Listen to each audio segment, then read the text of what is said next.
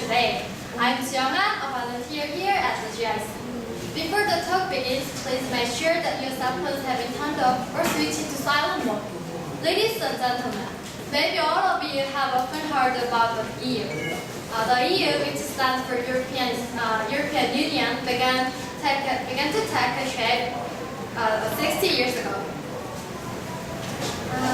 With the integration of French and German, coal and steel into industries.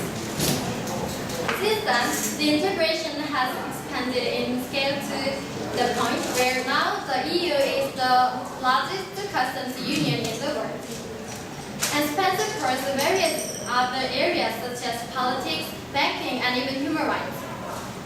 And today's speaker will be Jonathan Brenner, who is an English instructor at Geneva University. Actually, when I was a freshman, I also listened to his lecture on English speaking skills. So I'm already familiarized with his voice, and today Jonathan will familiarize us with the EU in greater detail. So let's welcome him with a big round of applause. Thank you.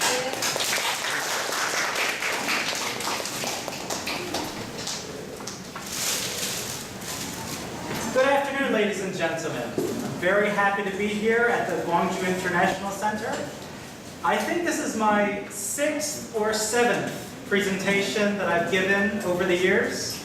And each time I come here, it's always a new and interesting topic with different faces. But I hope the result is the same, that it is informative for you, and it's a good experience for me too. So, without further ado, I would like to introduce to you today a little bit about the history, the organization, and the states that are involved in, as Juyong says, the largest customs union in the world, that is the European Union. Okay, I am going to divide my talk today, it takes about 40-45 minutes, into 5 different sections. And the first one is going to be a knowledge quiz to determine how much you know and understand about the European Union. Secondly, I am going to talk about the historical development of what was the first EEC, the European Economic Community, and how it developed into the present-day European Union. This includes the original states, the member states that have been added in the over 60 years, and how they have happened through the treaties. Okay. Thirdly, I'd like to go into the government institutions of the EU. There are 7 different institutions, and each one is responsible for a different part of government. Number 4, I'm going to talk about the relationship between the member states of the EU and the EU itself, and how this relationship continues to develop the economic, the political, the environmental framework of the EU. And fifthly, certainly everyone has heard in the news about the Greek debt crisis or the rate of Spanish unemployment. This is a particularly interesting time for the EU because it is a time that it is in crisis. And things are only getting worse. As we often say, things often get worse before they get better. So after this number 5, I think we'll have time for a short question and answer session after that. So without further ado, I would like to pass out, have our members pass out the quizzes, and let's take a couple of minutes to see how you do. There are 8 questions, and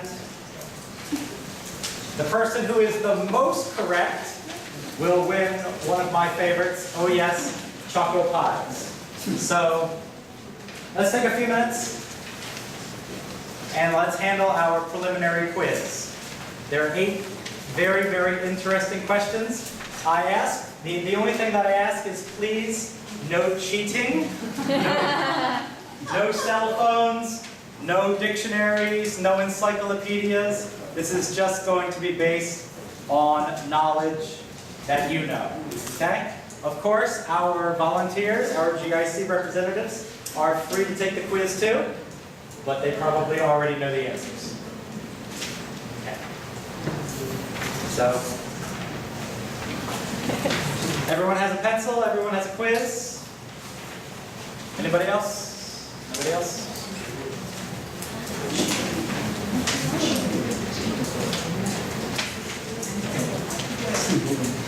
Eight questions, and that's the thing, is that the European Union is always in the news, and it is such an important economic and political organization that often in the fold people don't know the specifics about it. So that's why I want to introduce to the European Union to you today. Okay, everybody has had a chance to look at question number 1. Does anybody wish to venture a guess or venture an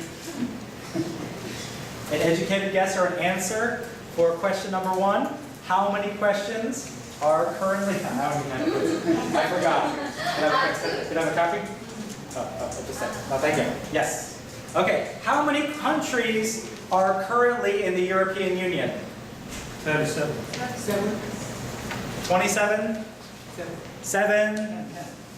10? 21. 21? 48? Okay, these are all good answers. The good answer is the first one. 27. 27 is correct. But to get the choco pie, part 2 is, how many will there be at the end of this year? 28. That's correct. So very nice. 27 and 28. That is correct. There's going to be a new country into the EU at the end of this month. Okay, so the answer to number 1 is 27. That is correct. And Croatia will join on July 1st of this year to make 28 member states. Number 2. Part 1 is, how many countries were in the original EEC, that is the precursor to the EU, and what were they? How many countries were members of the original EEC, and what were they?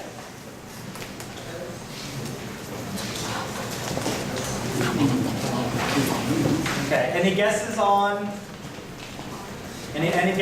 number 2 question? Germany, French. Germany. Okay, well how many? How many? 10. 10, okay. I don't know. 11. 11, okay. There's only 10 spaces. The answer is not 10. I did that thinking that you would think that's the answer. It's not. The answer is 8. 9. Less than 10. 6 is correct. Okay, 6. 6 is correct. Okay, 6 is correct. All right. The answer is 6. So, what are the first 6 countries of the EEC? Number 1, France. France, Germany. Germany was not one of the first members. Well, it is and it wasn't. England, UK. The answer is West Germany. West Germany. At that time, Germany was divided into East and West Germany. So to get the choco pie, you must say West Germany. Germany. No, West Germany. West. France. West Germany. Italy. Italy. Italy. Number 4. Benelux, yes. Belgium, Netherlands, Luxembourg, yes. So those are the original 6 countries. We have West Germany, France, Netherlands, Belgium, Italy, and Luxembourg. I have no idea who won that, so Ju Young will give out the chocolate pies. Okay. Question number 3, please. How many official languages are there in the European Union right now? Only 1. 3.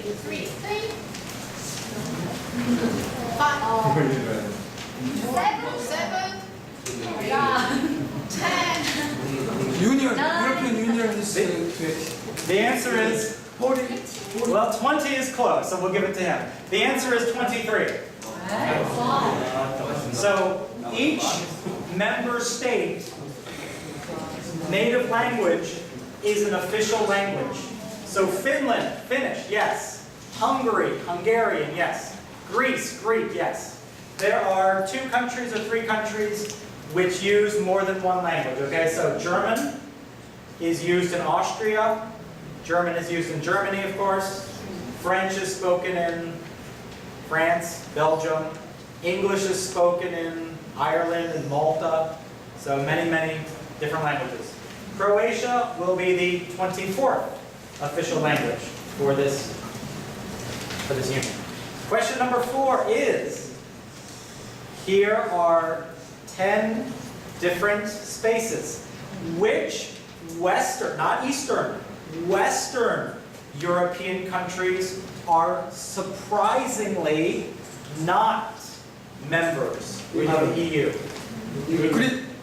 There are 4 countries in particular that are surprisingly not members of the EU. Switzerland, yes. Norway. Norway, yes.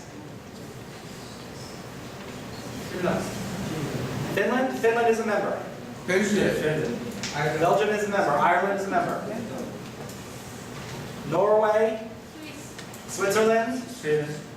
Sweden is a member. Iceland? Iceland, okay. Iceland. And, well, you could say San Marino. Here are different examples. Switzerland, Iceland, Norway. Andorra, small country. San Marino, small country. Vatican, Monaco, Liechtenstein, small, small countries. And believe it or not, Greenland was a member. Greenland is not a country. It is part of Denmark.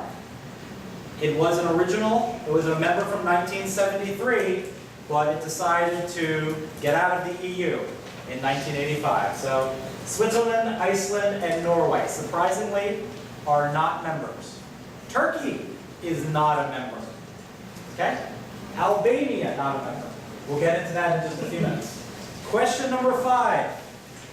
One date. Ladies and gentlemen, when was the EEC first established? 1998. No, earlier. Before 1960. 53. A little bit later. Wow. Not bad. 1957, chocolate pie from Madam. 1957 is the answer. The answer comes from the Treaty of Rome. So the Treaty of Rome was the first treaty that organized the EEC. We'll get into that in just a few minutes. Question number 6. When did the EEC, the European Economic Community, become the EC, the European Community?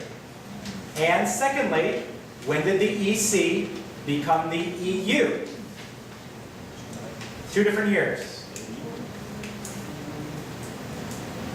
When did the EEC become the EC? Similar, but a little bit different. And when did the EC become the EU? Similar, but just a little bit different.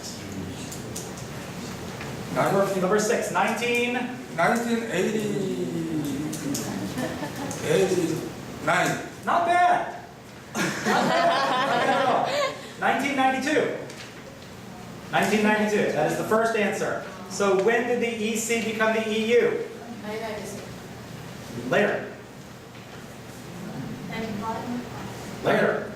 1999. 1992 and 2007. So the EU has only been the EU for 6 years. Before it was the EU, it was the EC, the European Community. Before it was the EC, it was the EEC, the European Economic Community. Very similar, just a few small differences. Lastly, number 7 and number 8. Number 7. When did the EU countries start to use the euro? The euro began in what year? 95. Good guess, a little bit later? 2005. Not quite 2005, January 1999. Okay, so whoever gets these, I don't know. We can divvy those up. I have no idea. Okay, last question is, how many countries currently use the euro? How many are going to use the euro? And which countries don't use the euro? How many countries currently use the euro out of 27? How many use the euro? 26. 26? Less than that. 21. 21? 19? Not bad. 17. 17 currently use the euro. 25 will use the euro, so they will use the euro in the next 10 years. There are 2 countries which will be excluded from the euro. Great Britain is correct. England, Great Britain, yes. And Denmark. 17 out of 27 use the euro. 8 of them are obliged to join, so 25 will need to use the euro. Denmark and the UK will be excluded. Okay, so I have no idea who got the right answers. Feel free to pick up some chocolate pies after this presentation is finished. Okay, let's continue to my presentation about the historical development of the European Union from the EEC to the EC to the EU. Okay. World War II in 1945 ended, was a very traumatic experience for many countries, particularly in Asia and particularly in Europe, because Japan and Germany were the 2 primary enemies of the Allies. Of course, Germany is located right here. As we have indicated, Germany was divided in 1948 between the West Germany side and the communist East German side. Okay? So after World War II, Europe was in ruins. As the 1950s came along, France wanted to limit Germany's capacity to make war. And you do that through controlling the 2 or the 3 most important commodities to make war, which are coal, steel, and oil. Well, this was the first measurement of the European coal and steel community. Oil was left out. Coal and steel were important to create the machines of war, and Germany and France agreed to make their governments control jointly coal and steel. This was in 1952. It's called the ECSC, European Coal and Steel Community. Started in 1952, and it has since ended. It ended in 2002. In the 1950s, there was also a worry about atomic energy. Okay, atomic bombs were being developed. The United States, Soviet Union were the 2 superpowers. England, the UK, became an atomic energy state. France also became an atomic energy state. The worry was that if too many countries become atomic states, like right now North Korea or Iran, they will have the capacity to make nuclear weapons. To safeguard against the proliferation of atomic energy, all of these states decided to join Euratom, which is the atomic energy agency of Western Europe. All of these countries developed atomic energy, but they decided to limit and not proliferate what was going to be used. In 1957, all 6 of these countries, the original 6, also decided to join the European Economic Community. So we have 3 different communities. We have the European Coal and Steel Community, first started by Germany and France, As you mentioned, the original 6 all joined the ECSC. The original 6 all joined Euroatom. The original 6 all joined the EEC. So we have 3 different institutions, coal and steel, atomic energy, the EEC. Each one had different political bodies. Okay? So, European Coal and Steel had their own president. Euroatom had their own president. EEC had their own president. 3 different institutions with different political bodies. Okay? The original EEC was developed to secure the 4 goods, people, capital, and services to cross borders freely. This is the origin of free trade. There are no taxes, there are no limits, there are no quotas on products that can be exported and products that can be imported. That is what we mean by an EEC, an economic community, a free trade bloc. No taxes, no quotas, no restrictions. Okay? As we mentioned, all 3, Euroatom, EEC, and ECSC, had separate institutions. 3 different presidents, 3 different congresses, 3 different courts. It was in 1965 where all 3 of these different institutions combined to become one presidency, one parliament, one commission. Okay, we'll get to that in a few minutes. The original member states of the EEC were the blue states. From the previous slide, France, Benelux, West Germany, and Italy. Very, very interestingly, in 1960, these countries in green, Norway, Denmark, Sweden, right here, Portugal, Central Europe, decided to create the EFTA. The EFTA is the European Free Trade Area. It was a direct competitor of the EEC.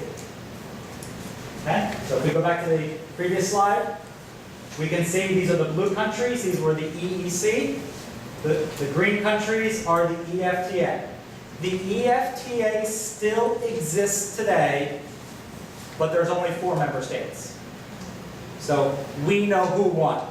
The EU has 27 states. The EFTA has only 4 states. The EU won. Okay?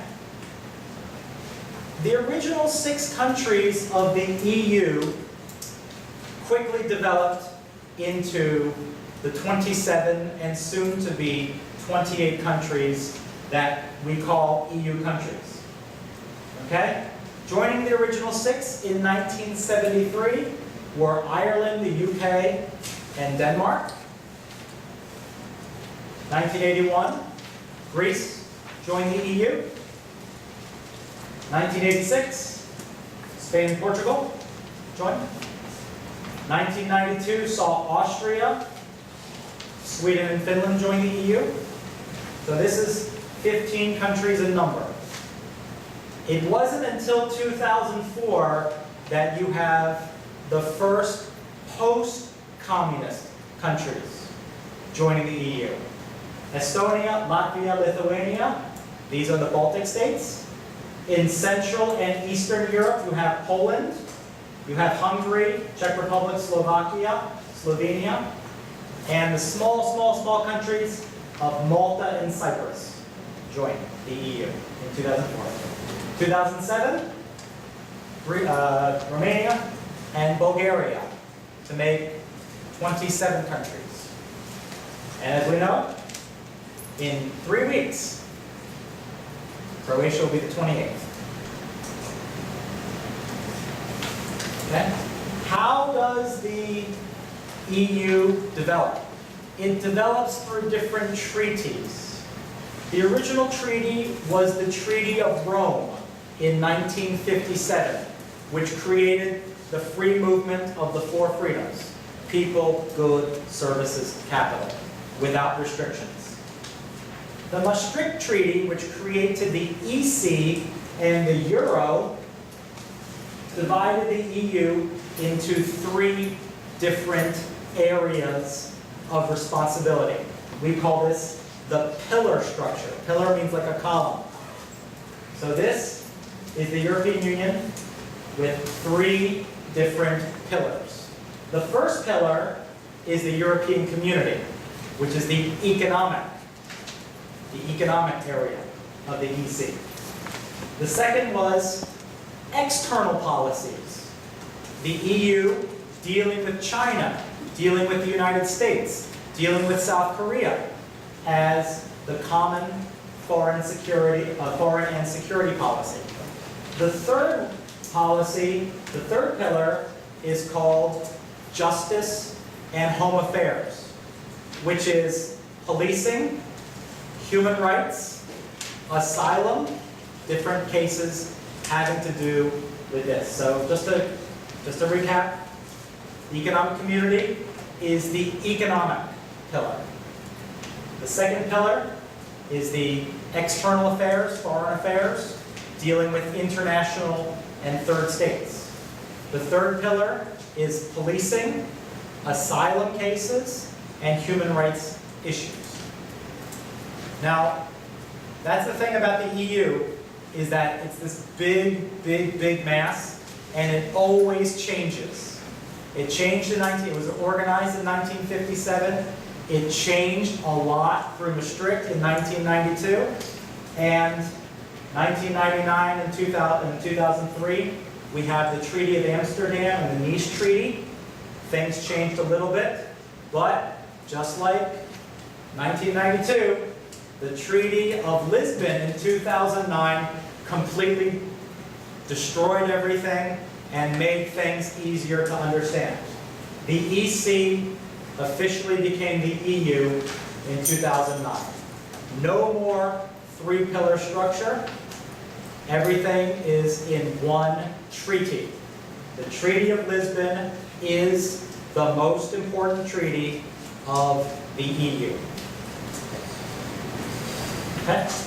The EU, like any political body, can be organized into different institutions. There's the president, there's Congress, there's courts, there's different things, okay? President of the United States is Barack Obama, okay? The EU has a president, okay? What do you call the political body that makes laws in the USA? Congress, okay, Congress. To make things confusing, the EU doesn't have one Congress, they have 2 Congresses, okay? And of course, all countries have a Supreme Court. The US has a Supreme Court, Korea has a Supreme Court, yeah? The EU has a Supreme Court, okay? So there are 7 important institutions. 4 of these make the policies, 3 of them are just advising bodies. The Commission is the President. The Council is one of the parliaments. The Parliament is the other of the parliaments. So what's the difference between them? We're going to get into that in a few minutes.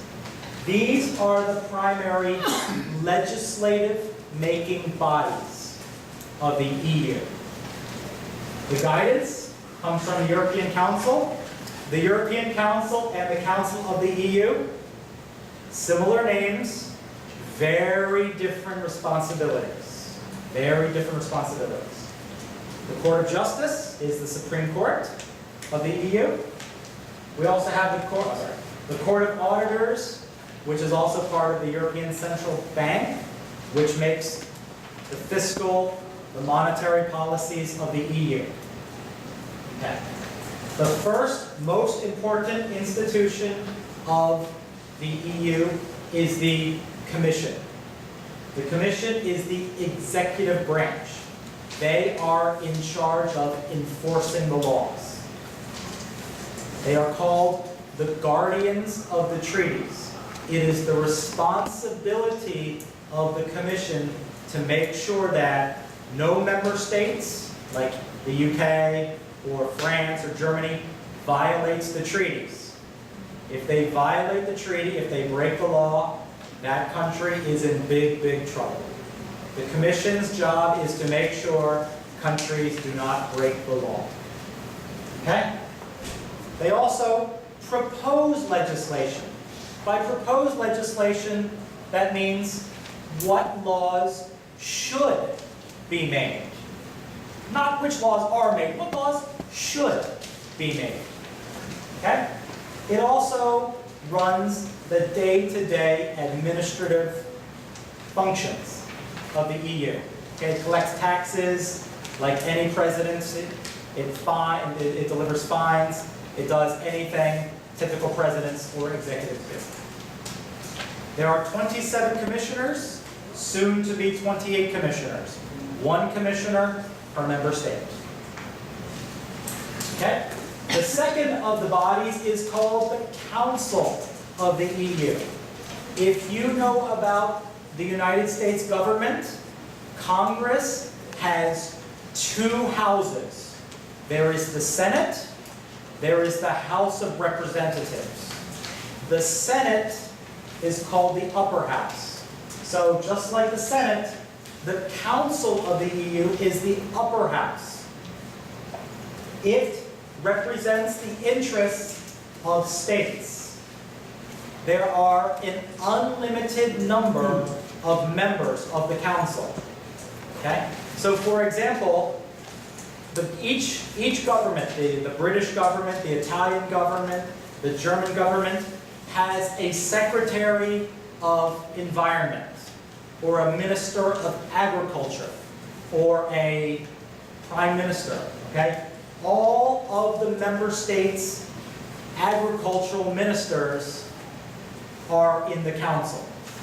All of the member states' environmental ministers are part of the Council. This is the upper house of the EU. As you can see, 27 ministers come together, one from each member state, and decide which law should be enforced or made and why. Now, trying to get 27 member states to agree on one law is impossible. There are different countries. Each country is different size, different population, different interest. So there is a unique voting system in the EU. It's called QMV, Qualified Majority Voting. Okay?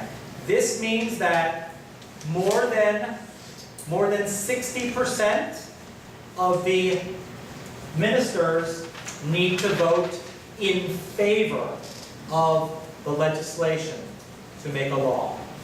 If 14 ministers, 14 out of 27 ministers, vote yes, it's not law. It has to be about 60%. So 60% of 27 is, I think 18. 18 is 2/3, so 17. So 17 countries need to say yes to make the law. That is qualified majority vote. So we have the upper house, which enacts legislation. We also have the lower house, which is based on population of a country. So Germany has the highest population of the EU. They have the most parliament seats. France has a lot of population. They have a lot of seats. Malta, Cyprus are these small countries. They only have 2 or 3 representatives. So just like the American Congress, the Council is the Senate, the Parliament is the House of Representatives. It represents the population of member states. This is the only body in the EU where citizens vote for the government. So imagine that Korea has EU government, okay? Korea has the EU government. You guys, population of Jeollanam-do, can vote for these people. This is the only place. Commission, no. Council, no. Only in the European Parliament. Okay, it's divided into parties, just like any other legislative bodies. And surprisingly enough, this was, in 1957, the least powerful institution. But because democracy is important, this has grown to become one of the most important institutions of the European Union. Okay? It has different powers, different functions, mostly related to budget, mostly related to enacting legislation, just like any other parliament has. Next is the judiciary. It's called the Court of Justice. If Spain has a disagreement with France, they go to the Court of Justice to decide which country is right. Not just at the country level, but also at the individual level. So if I am a citizen of Italy, and someone over here is a citizen of Germany, and we have a disagreement, we don't go to the German court. We don't go to the Italian court. We have to go to the Court of Justice to settle the dispute. Okay, rules on breach of the treaty. It also determines the punishment, the adequate punishment, through fines. Fines, of course, are a country has to pay an amount of money for damages. Okay, it settles disputes between EU institutions. So if Parliament and the Commission have a disagreement, it is the Court of Justice which settles the dispute. Okay? It's also primarily responsible for interpreting the treaties for domestic states. We'll get to that in just a few minutes. The European Council is not legal. It is only political. The presidents and the prime ministers of 27 member states are part of the European Council.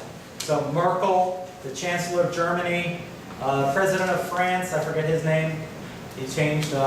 Britain is David Cameron. Okay, all these guys get together every 3 months to decide which direction the EU should take.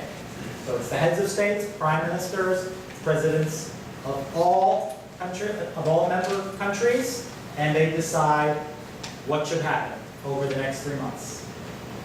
They don't have any legal authority, it's only political. They decide on external policies, domestic policies, things like that. Okay? Included is the ECB. ECB is just the European Central Bank. They are in charge of the euro, euro's policies. So those 25 countries that will use the euro are going to be under the ECB, European Central Bank. The last institution is called the Court of Auditors. The Court of Auditors, just like any other court, just like any other parliamentary body, it's to investigate the EU's budget to make sure that the money has been spent correctly and not in breach of how Parliament wants the money to be spent. Okay. Okay. Now we're going to go into the relationship between the member states, the 27 member states and the EU. There are two philosophies. One is called dual vigilance, the other one is called exclusive competence, that are so important to understanding how the EU works. Dual vigilance is very simply that EU law is enforced at the EU level, at the top. It is also enforced at the member state level, at the bottom. So it just means that who is responsible for enforcing EU law? The EU. and member states. Okay? The EU law is enforced by both EU institutions and member states. Okay? From the top, from the EU, remember it's the Commission. The Commission is responsible for investigating broken laws. How is the law broken? Why was the law broken? If it was broken, there's going to be a fine. Also, at the member state level, national courts must, yes, that's right, national courts must enforce EU law. EU law is more important than domestic law. That means that if there is a disagreement between the laws of the UK and EU law has to prevail. The law of the EU is supreme. Of course, if national courts don't know how to implement EU law, they can go to the European Court of Justice and say, look, we don't know what we should do. Please, take this case and you guys rule it. You guys make a ruling on it. So, national courts should enforce EU law, but if they don't know how to go, then they will go to the EU Court of Justice, who will say, yes, this is what you should do. Okay? The second one is exclusive competence. Exclusive competence comes from the treaties. The Treaty of Rome, the Treaty of Amsterdam, and the big Treaty of Lisbon. Okay? If the measure is not stated in the treaties, the EU cannot make the law. Only if the measure is explicitly or implicitly in the treaties can the EU make law. Okay? So that means that in the Treaty of Lisbon, we must take care of the environment. Okay? Well, what does that mean, take care of the environment? There's so many different meanings. Does that mean cars? Does that mean no nuclear power? Does that mean no greenhouse gases? Okay? If it is at the EU level, it has to be stated, especially in the Treaty of Lisbon nowadays. Okay? As we know, the EEC only started as an economic institution, but since the following treaties, Nice, Amsterdam, and Lisbon, the EU has developed into a safeguard of political freedoms, human rights. It has become an area where environmental legislation is so important. So it's not just an economic zone, it's a political zone, it safeguards human rights, it's in everything nowadays. Secondly, how does dual vigilance work? Dual vigilance works by the theories of direct applicability and direct effect. When I was studying my EU law course, these two were the most important philosophies in the EU. So what is direct applicability? Direct applicability means that if the European Parliament makes a law, in certain cases, it is automatically binding on all 27 member states. That means that if the EU Parliament passes a law, the 27 member states automatically becomes part of their legal system. Okay? That is what is meant by direct applicability. If different legislation is sent through the European Parliament, and it needs to go to the Parliament of the UK, or the Parliament of Germany, or the Parliament of Italy, it is not directly applicable. Some legislation is directly applicable, some legislation is not directly applicable. The second one is called direct effect. Direct effect is in terms of member state vigilance. Individuals like you guys, if your government affects your human rights, you can sue your government based on EU law. That is what we mean by direct effect. It is part of dual vigilance. Individuals in member states can apply. You guys can go to your national courts to claim a breach against EU law. Okay? So even though, let's say South Korea has a law, and somebody breaches, like the police breach that law, or Dr. Shin breaches that law or something, you guys can go to the court to get EU law into the domestic court of South Korea. Okay. Member states of the EU, number 3. These are the current member states. These are the 27 states. This one right here is Croatia. Croatia becomes the 28th member state in 3 weeks. So what is a common market? What is a common market? The EEC was the original common market. A common market is an economic device where all member states have the same tariff system against external products. There is no tariff means tax, there is no tax on internal products. So Germany makes some great cars. Audis, BMWs, Mercedes-Benzes, Volkswagens. They are made in Germany. If Germany exports their cars to France, there is no tax. There is no SWIP, Sechan, I guess. Import tax, yes. However, if cars are made in Korea, like Kia, Hyundai, Ssangyong, and they enter the EU, there is a universal tax.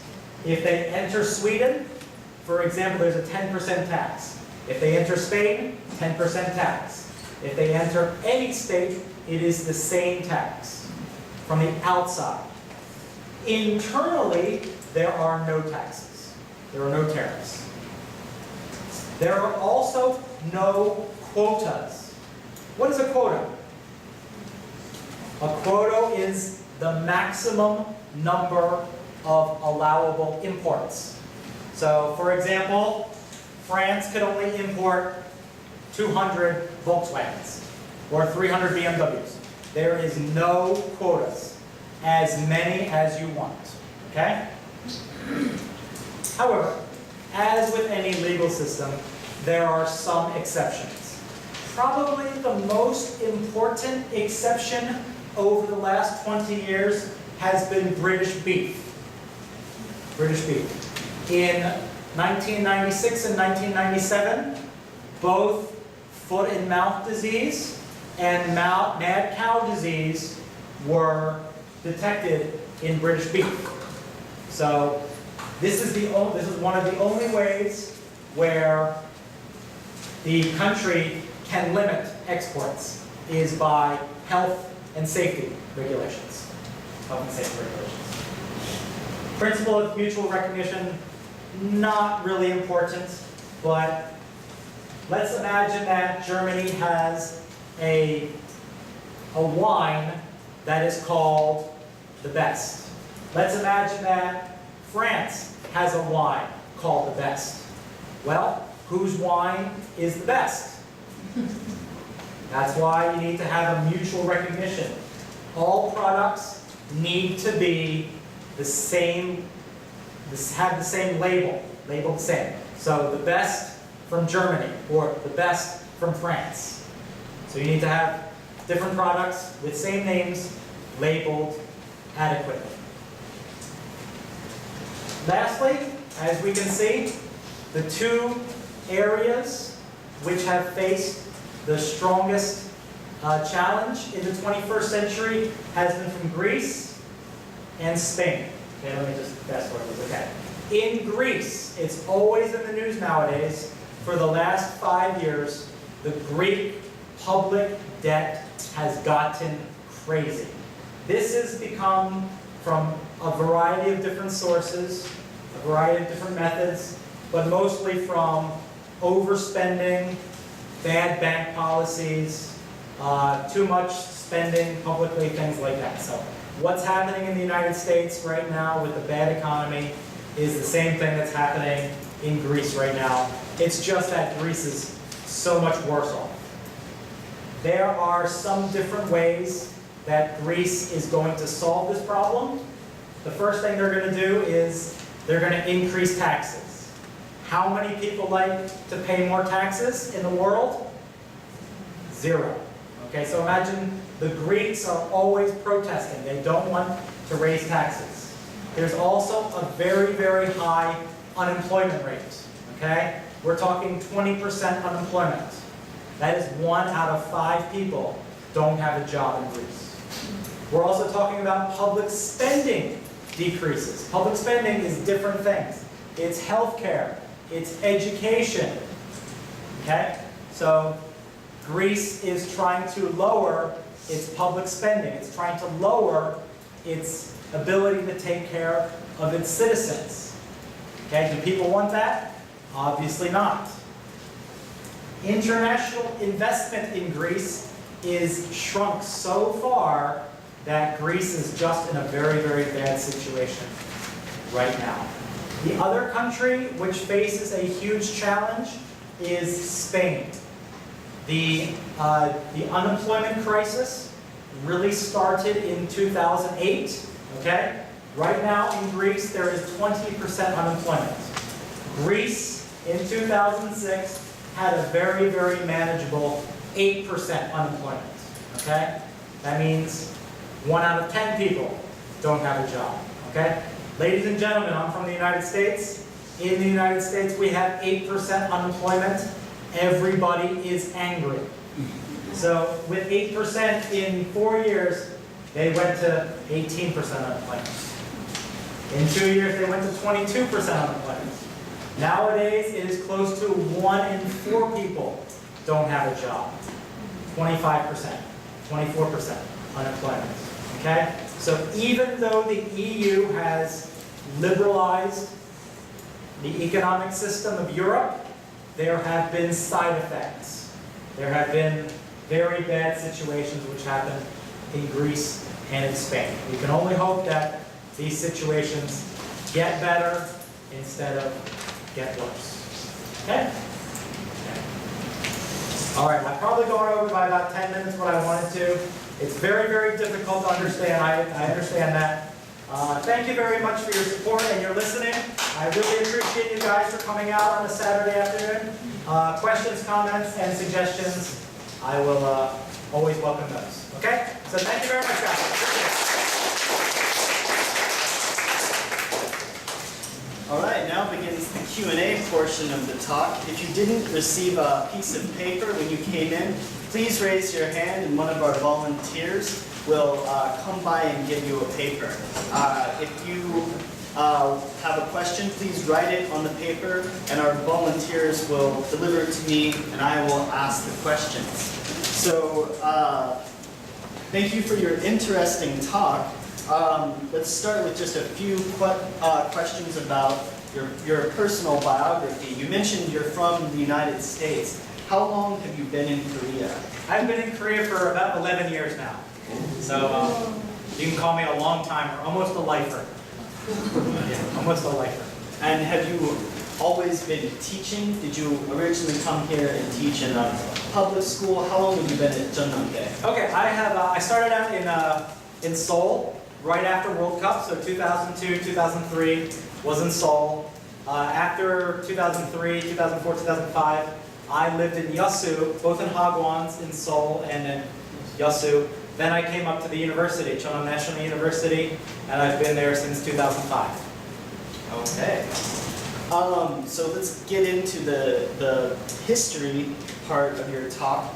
You mentioned that the ECS, the European Coal and Steel entity, was the beginnings. Now, France's motivations for wanting to do this are obvious, to keep Germany from making war. But what were the German motivations for getting involved in this? Germany at that time was not a strong country. Germany had been completely destroyed during World War II. So from the German perspective, it was most likely in their best interest to join into a supranational organization like the ECSC, because with supranational organizations comes money for development, comes money to develop infrastructure and education. So it was in their best interest to receive funding from the Marshall Plan from the United States, to receive funding from the West, in other words, Canada, Germany, Italy, other countries could channel money into Germany to redevelop it in the correct way this time. And obviously through the series of world wars in the first half of the 20th century, France and the UK were strongly allied at that time. Can you talk about the reasons for the UK's early uninvolvement in this partnership? Okay. If you've ever been to the UK, or if you're from the UK is not part of Europe. It is part of Europe geographically, but politically it feels very, very different from Europe. The UK has its own legal system, its own government, its own empire, its own culture that is distinctly different from the rest of Europe. That's why the UK originally didn't want to join, because they were not looking east, they were not looking to Europe, they were looking west. They were looking toward their partnership with the United States and Canada. Okay. And you mentioned that Great Britain was part of the EFTA, and you said that still exists today. There's only 4 countries. It's Norway, Iceland, Switzerland, and I think Liechtenstein, but don't quote me on number 4.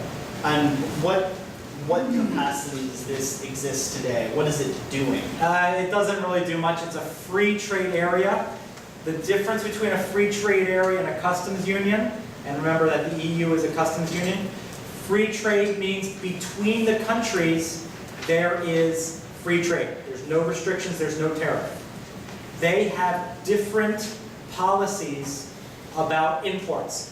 Norway imports cars from let's say Korea at 20% tax, or Switzerland imports with 25% tax. So the universal customs tariff is the difference between the free trade area and the customs union. Okay, so obviously the trade is part of these cooperations, but labor, the free movement of labor, is an important part of the EU. What do you think about the free movement of labor throughout the EU member states? And who does this benefit more, labor or capital? That's a good question. Okay, I would say that so far it probably is more beneficial to capital, because what's happened in the EU over the past, especially 10 years, since the Eastern European 10 have entered, like Slovakia, Czech Republic, Hungary, is that most of these countries, like England or Spain, they're moving their factories to the Eastern European 10, Bulgaria, and into Romania, where the labor wages are much lower. I mean, in the UK, you're probably earning samman won for 1 hour of work for a factory worker, whereas in Slovakia, you're earning ochan won an hour for the worker. So capital, I would say, would be the primary beneficiaries of it. But labor has also, workers have also benefited too. There's also free movement of workers. So if I am a person from Britain, I can get a job as an English teacher in any one of 27 different countries. If I am a French teacher from Belgium or from France, I can get a job in 27 different countries, okay? So if you want to move around and see the world and stay in the EU, not such a bad deal. So obviously the social mobility is an advantage of being a member of an EU state. What about crime? Has the crime rate been significantly lower or higher after states become members of the EU? That's an interesting case. The primary example I can think of is asylum seekers. Asylum means people come from different countries, like Iraq or from Afghanistan, and they illegally or legally enter into the EU. Sometimes they can become citizens of the member state country. Sometimes they get kicked out and go back to their homeland, so Iraq or Afghanistan. Big problem, especially with Turkey. Turkey is on the border with the EU right now, so there are a lot of different organizations which are trying to safeguard residents and asylum seekers coming into the EU. Generally, the crime level, you think it's gotten better? It's gotten a little bit worse than it's had in the past. There's a lot of, do you know contraband? Contraband means like black market merchandise, okay? So for example, cell phones from China or luxury goods from other countries, the importers try to bring these products into the country secretly so that they do not have to pay the EU import taxes. In the EU, of course, we know there is zero tariff, but outside of the EU, the tariff is actually very, very high. So the amount of contraband, the amount of illegal materials which are entering the EU is actually at an all-time high right now.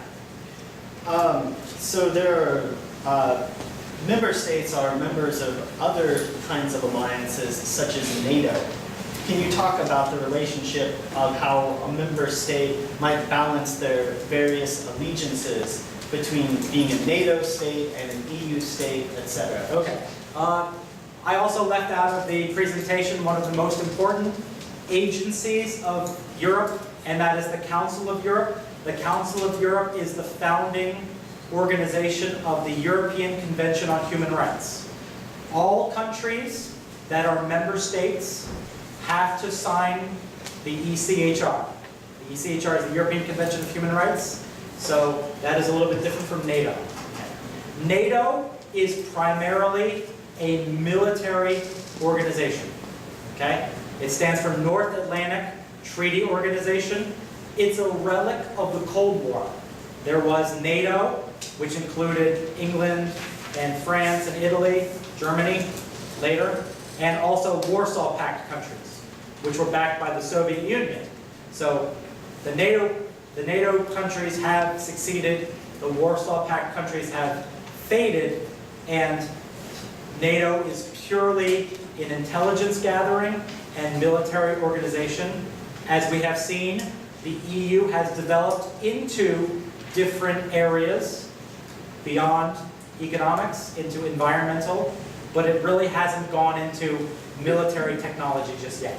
So it remains totally divorced, totally distinguished from NATO. Okay, let's move back to the economic and currency issues. So how, in your opinion, can Greece and Spain try to solve their current unemployment problem? Okay. Probably the best thing they can do is try to attract as much foreign investment as they can. Right now in the EU, there are probably 20 countries that are in similar situations as Greece and as in Spain. There are probably 5 countries that are in so-so condition. There's only one country that is in really, really good condition right now, and that's Germany. Germany has proved to be the backbone of the EU. Germany is definitely the spine of the EU. So, what Greece and what Spain have to do is they have to attract as much investment from not just EU countries, but also from external countries. They need to attract investment from China, from Korea, from the United States, from Canada, countries that are not members of the EU, who are not affected by EU policies. Okay, let's, we have time for about 2 more questions. First, are you personally generally optimistic or pessimistic about the future of the EU and the Euro, and why? Okay, I'm generally optimistic. I'm an optimistic guy. I think that countries like what we see in Western Europe, who have such an important and such a good track record of excellent human rights, of excellent political systems, of excellent social infrastructure, they get things right. There's always a bump in the road for development. Korea, you've had your bump in the road for development. That was 16 years ago, called the IMF. Since then, has Korea done very well? I think so. Okay? So, in the development of all countries, the United States had the Depression, the EU had this crisis, Korea had the IMF crisis. It's just a passing trend. This thing is not going to last forever. It's my feeling that the Eurozone will be satisfactory, and it will be happy probably in the next 2 or 3 years. Okay, this next question will be our final question. Your talk has generated a lot of really good questions, and I'm sorry we don't have time to ask everyone's question during the Q&A. But if your question was not asked, please feel free to approach the presenter and ask him directly after the talk, or join the discussion group that will immediately follow the talk here in this room. So, last question. Use your imagination. Let's say you are your own European country, Brennerstein. Would you adopt the euro at this point? I would. Because the crisis is not necessarily the euro crisis, it is the country's crisis. So the crisis, it's not about the euro, it's about Greeks, corruption, unsound banking policies, terrible labor policies. It's not necessarily about the euro. The euro is a good currency. Not the best currency, it is a good, stable currency. It hasn't been fluctuating up and down like the US dollar has or like the yen has. It's been very, very stable. Okay, that's a good answer. Thank you. Let's thank him for answering our questions.